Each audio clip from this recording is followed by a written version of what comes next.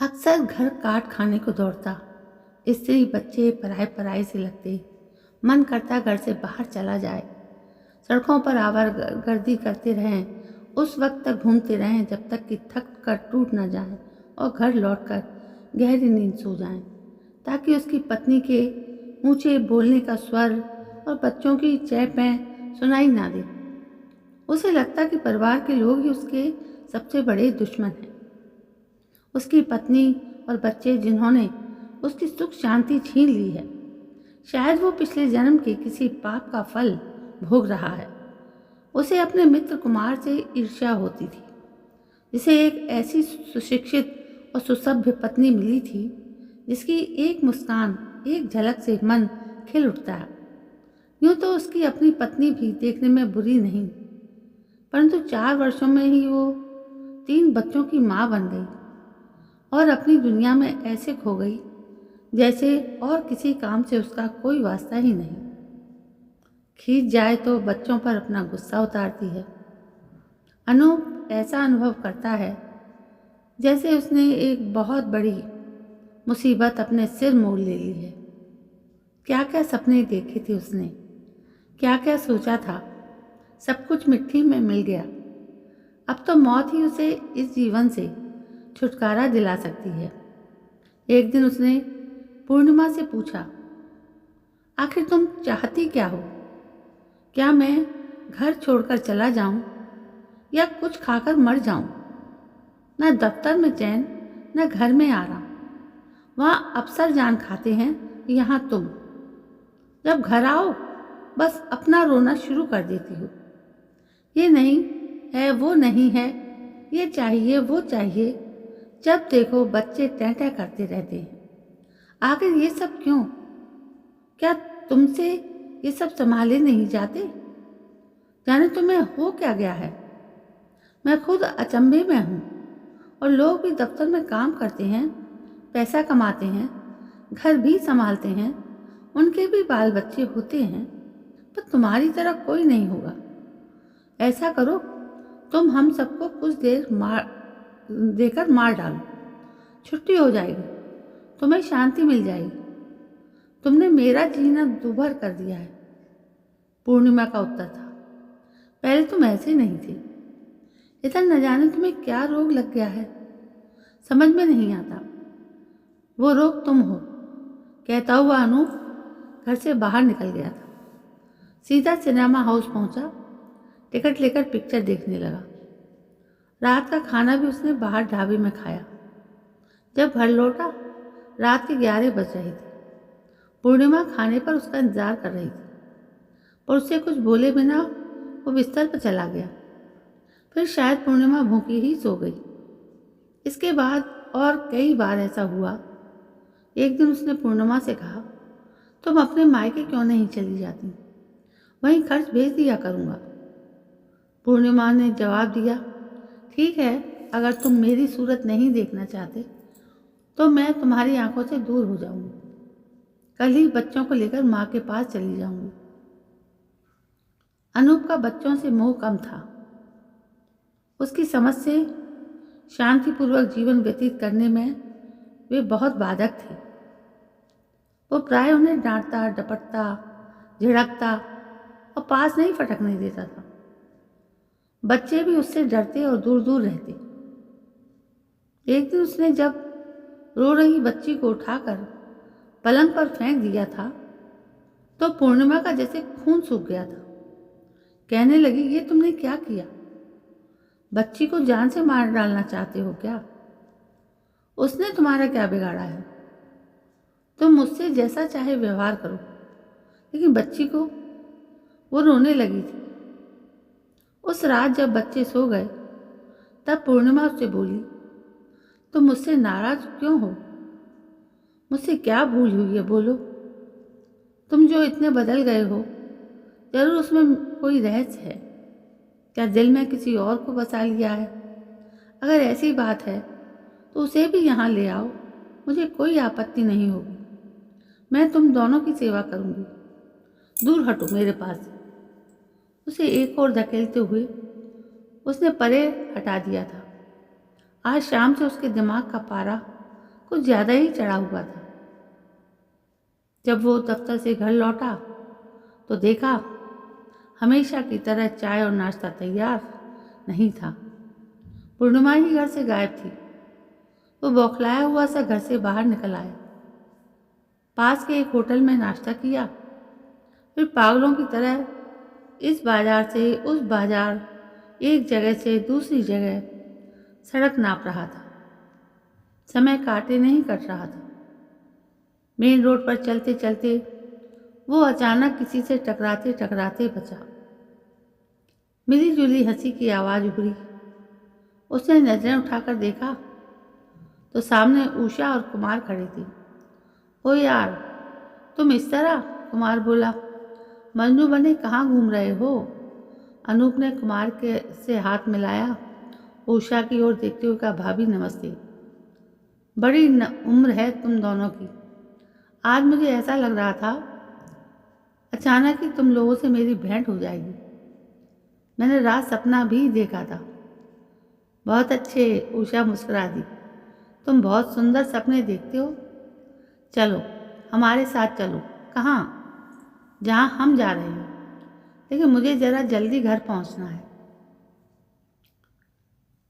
ऐसी भी क्या जल्दी है? चलो बातें करेंगे।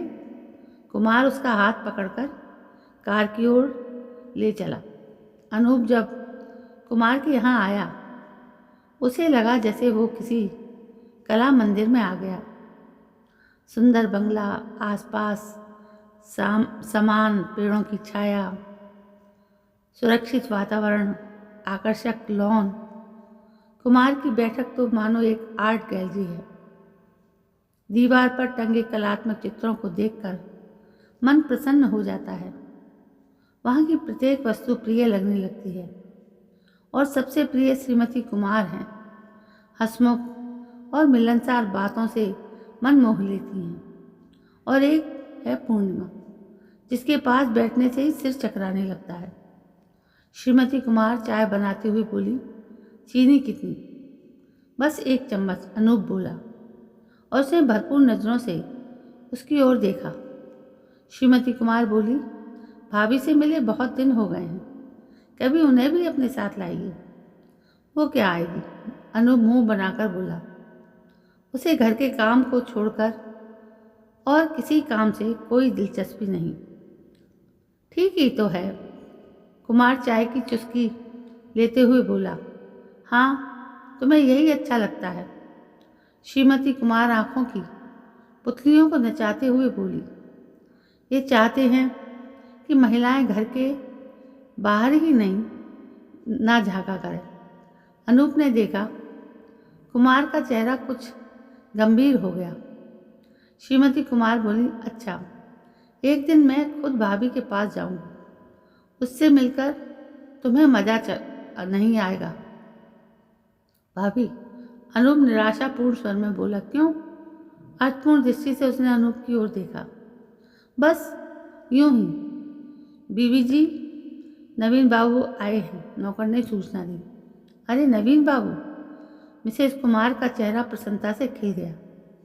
उन्हें यहीं ले आओ, नौकर बोला। वे कार में बैठे आपको याद कर रहे हैं। नवीन बाबू कौन हैं? अनूप ने कुमार से पूछा। श्रीमती कुमार बोली, नवीन से तुम्हारा परिचय नहीं है। मेरा मित्र है, हम सहपाठी रह चुके हैं। कंपनी में पब्लिक रिलेशन ऑफिसर है। बाहर से कार के हॉर्न की आवाज़ आई। श्रीमती कुमार ने नौकर से कहा, जाओ कह दो मैं अभी आई। यह उठकर दूसरे कमरे में चली गई। कुमार माथा झुकाए चुपचाप बैठा हुआ था। अनूप की समझ में कुछ नहीं आ रहा था। कुछ देर तक माहौल में चुप्पी छाई रही। अनूप बोला, कुमार तुम्हारी चाय ठंडी हो रही है। तनिक चौंका। श्रीमती कुमार एक नई सुंदर साड़ी पहने दूसरे कमरे से बाहर निकली और वैनिटी बैग हिलाते हुए बोली, मैं जल्दी ही लौट आऊँगी। कुमार और खटखट सैंडल खटखटाते हुए कमरे से बाहर चली गई। अनूप ने पूछा, भाभी अचानक कहाँ चल दी कुमार? कुमार धीरे से बोला, रिहर्सल के लिए। रिहर्सल? कैसी रिहर्सल? अनूप ने आश्चर्य से, नाटक की रिहर्सल। और किसकी रिहर्सल? नाटक? हाँ, जो कल्चरल शो होने वाला है ना, उसी के लिए। अनूप ने इस संबंध में कुछ नहीं पूछा। कुमार लंबी सांस भरकर बोला, रोज कोई ना कोई प्रोग्राम रहता है। आज नाटक तो कल नृत्य। उषा को न जाने इन प्रोग्रामों से कब फुर्सत मिलेगी। तुमसे कुछ भी नहीं कहते? कुमार ठंडी सांस लेता हुआ बोला, साहस नहीं होता। नृत्य व कला से उसे बहुत पहले से ही लगाव है, और फिर सभा, सोसाइटी और सांस्कृतिक संगठनों के तकाजे। उसने अपना सिर थाम लिया। अनूप उसकी ओर देखता रहा। मैंने बड़े अरमानों से शादी की थी, लेकिन आज स्थिति ये है कि उससे जी भर कर बातें करने को मन तरसता रहता है। जब भी बाहर से घर आओ तो पाओ वो टेलीफोन से चिपकी हुई है, या उसे कोई मिलने आई है या आया है, और उससे सभा सोसाइटी की बातें हो रही हैं, किसी नाटक या प्रोग्राम की चर्चा हो रही है, या चंदा इकट्ठा करने का प्रोग्राम बन रहा है। मेरे साथ उसे कोई चर्चा और बात करने की फुर्सत ही नहीं है। अनूप तब भी कुमार के चेहरे के भाव भांपता रहा। उस दिन वो रात 10 बजे तक कुमार के पास बैठा रहा। कुमार बता रहा था कैसे एक बच्चे के बिना सारा घर सूना सूना सा दिखाई देता है। इतनी बड़ी कोठी उषा की अनुपस्थिति में काटने को दौड़ती है। यूँ तो यहाँ की प्रत्येक वस्तु सुंदर है, परंतु अर्थहीन और निष्प्राण है। उषा केवल कल्पना और सपनों की दुनिया में विचरती है। आर्ट कला ही जीवन है। भावनाओं इच्छाओं का कोई मूल्य नहीं। हर एक का एक समय होता है। जब अनूप कुमार के यहाँ से घर लौटा, उसके अंदर का तनाव कम हो चुका था। उसने देखा पूर्णिमा छोटी बच्ची को गोद में लिए लोरी गुनगुनाती हुई उसे सुलाने का प्रयास कर रही थी। उसने कहा, लाओ बच्ची मुझे दे दो और खाना लगाओ। बच्चों को उसे थमाते हुए बोली, तुम इतनी देर से। आगे शायद कुछ बोलना उसने उचित नहीं समझा। मैं कुमार के यहाँ चला गया था। अनूप ने नम्र भाव से कहा, तुम शाम को कहाँ गई थी? बच्चों को सर्दी खांसी है, इसलिए उन्हें डॉक्टर के पास ले गई थी। अनूप और क्या कहे, सोच में पड़ गया। शायद तुम इसी कारण गुस्से से इतनी रात गए घर वापस लौटे हो। पूर्णिमा ने कनखियों से देखते हुए वह मुस्कुराते हुए कहा, नहीं, ऐसी बात नहीं है। अनूप आंखें चुराता हुआ बोला, चलो खाना पर तो भूख लगी है। पूर्णिमा मुस्कुराहट के फूल बिखेरती हुई किचन में चली गई। अनूप की आंखों के सामने स्वर्गीय सौंदर्य की छटा बिखर गई। तो दोस्तों, लोगों को जो उनके पास होता है उसकी कीमत नहीं होती। आपको कैसी लगी ये कहानी?